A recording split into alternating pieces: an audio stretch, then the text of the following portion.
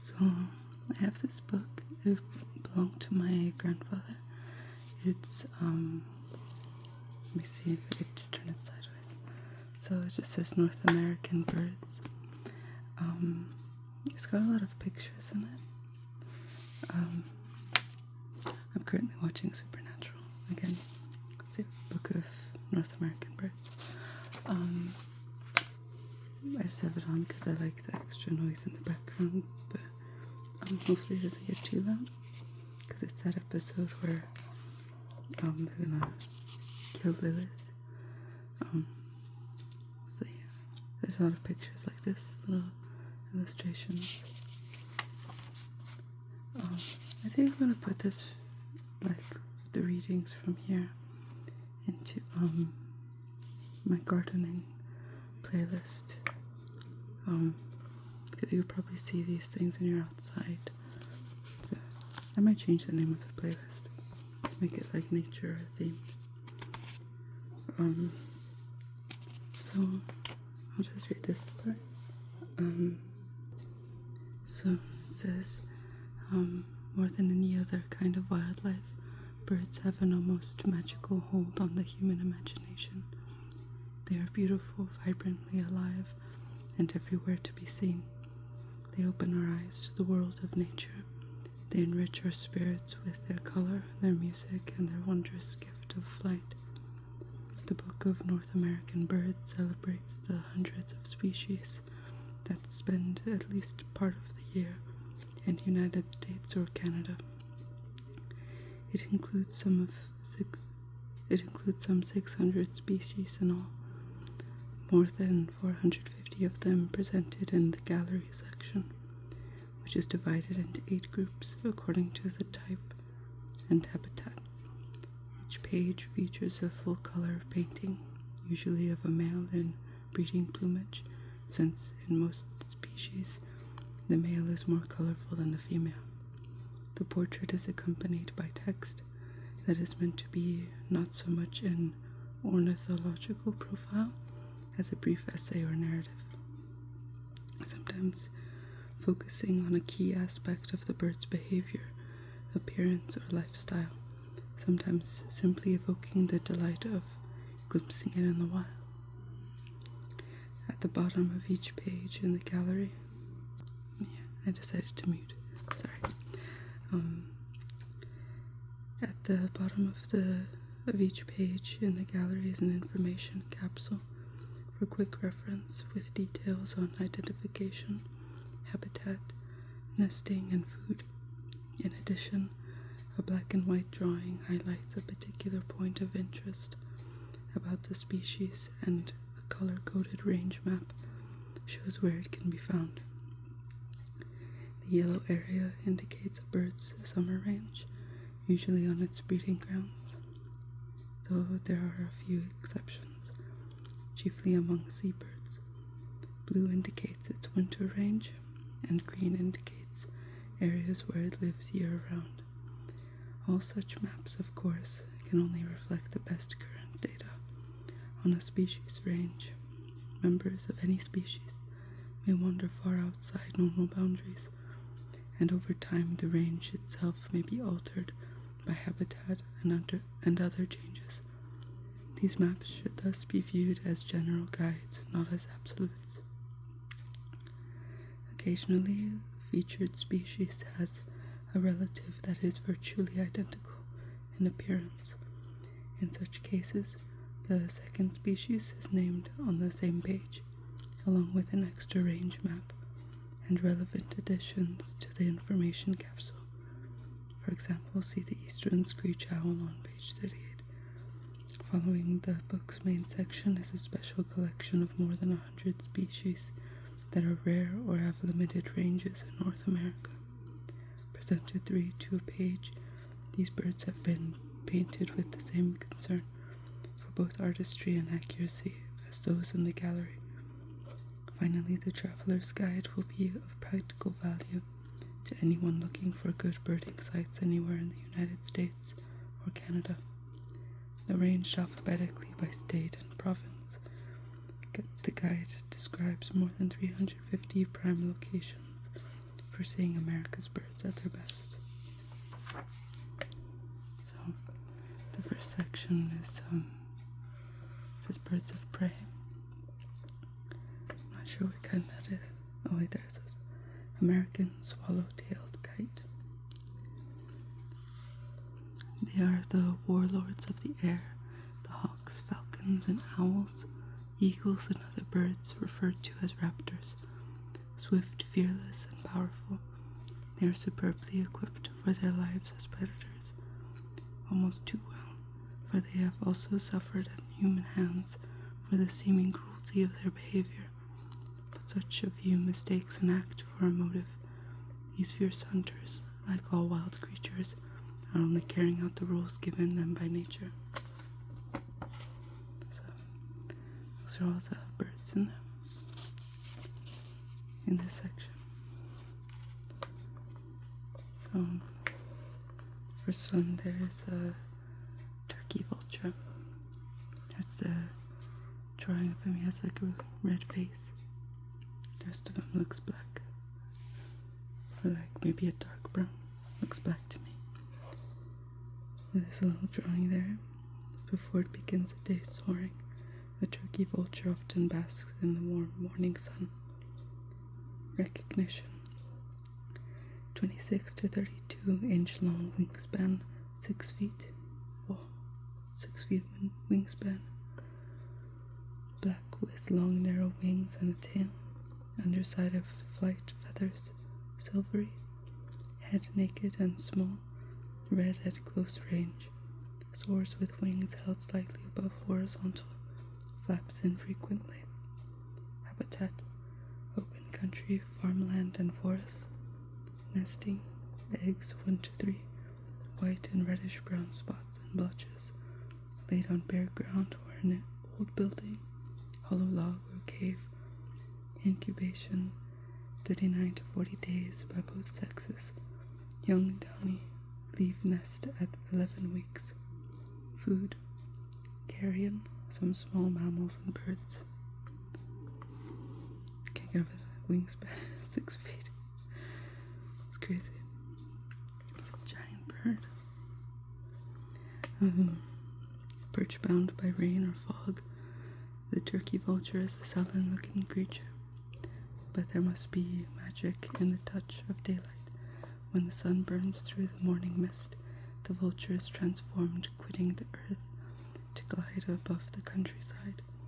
Wings cocked at a shallow angle, the bird looks for all the world like some feathered truant balanced on an invisible rail fence in the sky. For hours at a time it patrols the air. When conditions are right, it may never need to flap its wings at all. But when the day is spent or clouds roll in, the magic that holds the vulture aloft slips through its slaughtered feathers and sinks to the earth, becoming a sullen birch pumpkin once more. His master soarer has another specialty: sanitation. It seldom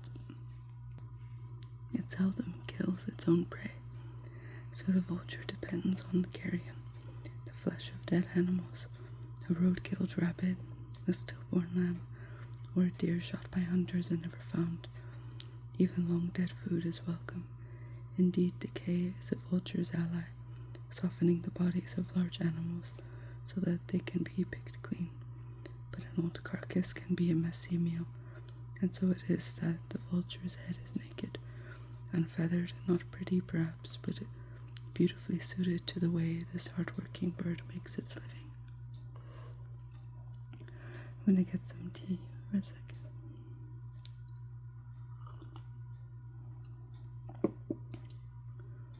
And the next one here is a black vulture. Looks similar to that, except it's white over here, or like a gray color, and the face is white. And this one is red. Unlike turkey vultures, black vultures often soar in tight circles high above the carcass. Recognition: 23 to 27 inches long. Wingspan 5 feet, so just a little bit smaller than this one. Black and stocky, Wings short and rounded, with white flash near tip. Tail short and fan-shaped. Head naked and black. Soars with wings held horizontally. Flaps frequently. Habitat: open areas, deserts, farmland, and garbage dumps. Nesting: eggs 1 to 2, pale green, sparsely marked with brown, laid on bare ground or in shelter of ledge, rock, or shallow cave. Incubation 39 to 41 days. Young downy. Leave nest at 10 to 11 weeks. Food: carrion and garbage, occasionally small mammals and birds. Among the turkey vultures wheeling over an open field in Pennsylvania, there is a smaller, stockier bird. When the group lines out, the little fellow trails behind, flapping in short, choppy bursts. A black vulture flying with turkey vultures looks like the runt of the litter, trying to catch up to its athletic siblings. But farther south, where black vultures are more common, the two species seem not to associate at all, certainly not in a neighborly way. Black vultures are noticeably more aggressive than turkey vultures, and at times take on a predatory manner. Their smaller size does not prevent them from driving turkey vultures away from a carcass or a contested nest site. Not that they are overly choosy when setting up a house. Black vultures nest in caves, hollow logs, or on sheltered ledges. Or sometimes happens, they may simply deposit their eggs on the ground. In the tropics, black vultures are familiar residents of cities and towns, where they can earn their keep by foraging on assorted human waste. But in more natural settings, their principal food is carrion. The riper the better. Black vultures will often let a flesh carcass go untouched, waiting until the ripening is well advanced and the pickings are easy. So those are those two vultures.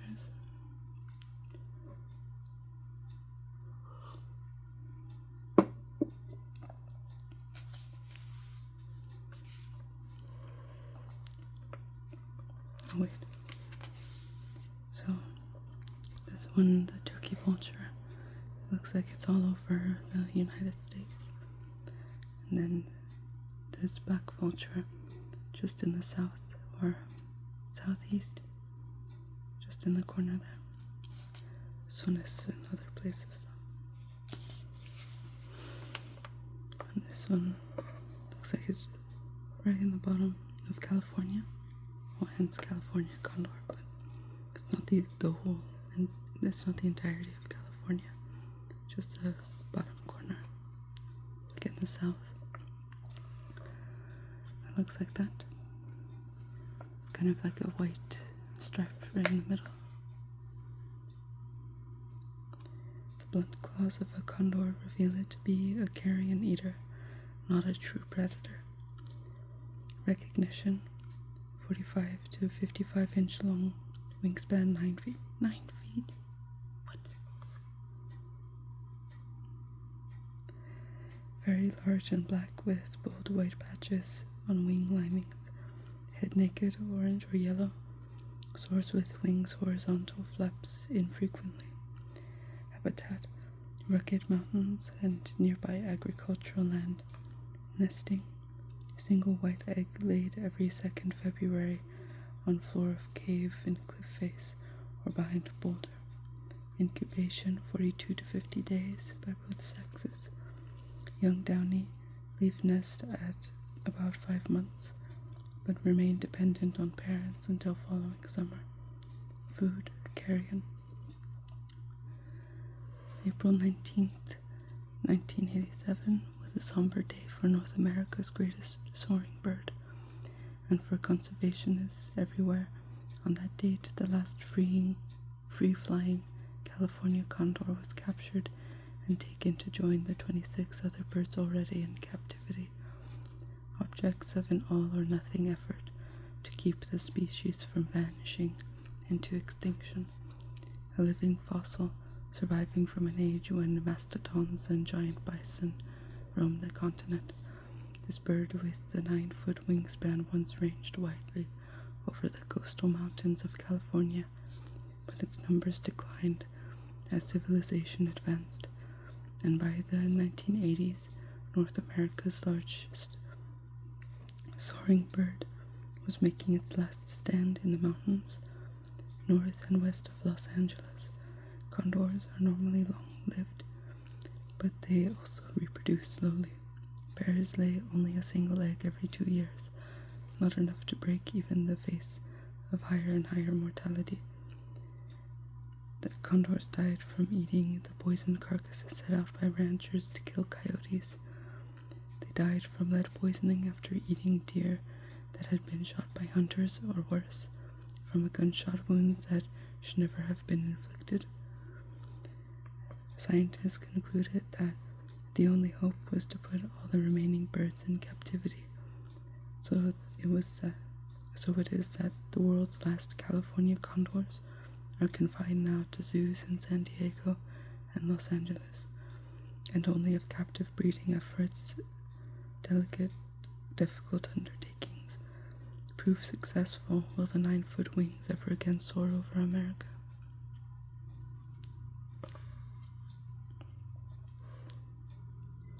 And get another sip of tea.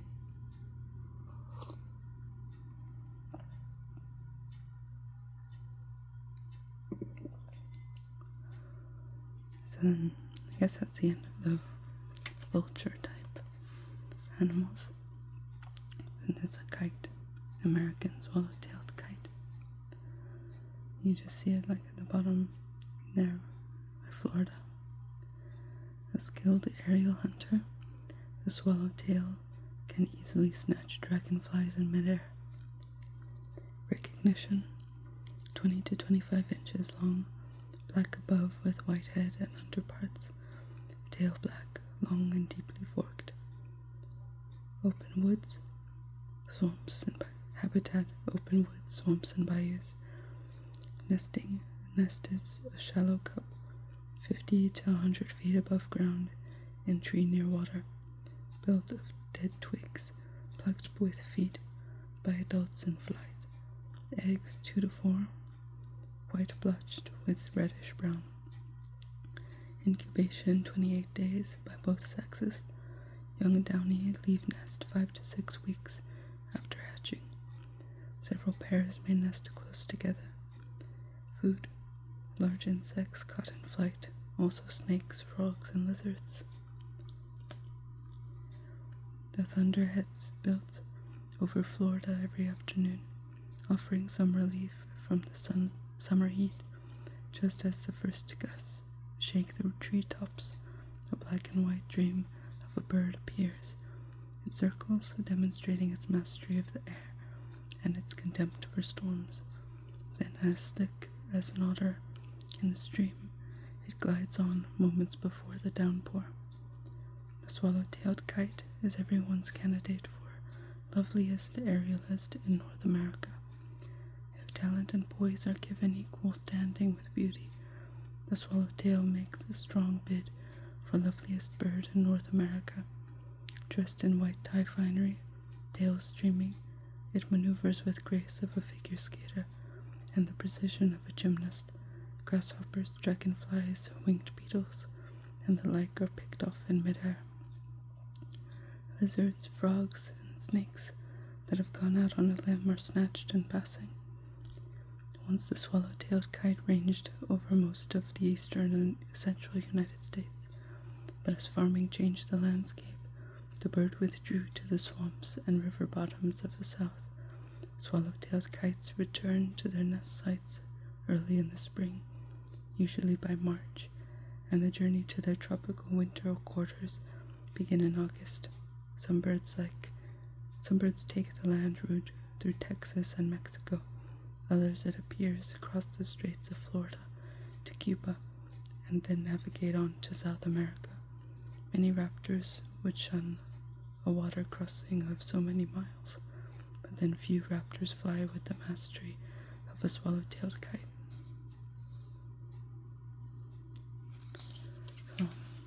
I'll leave it here for now. And next time I'll start reading about these other kites. Yeah. Thank you for joining me. This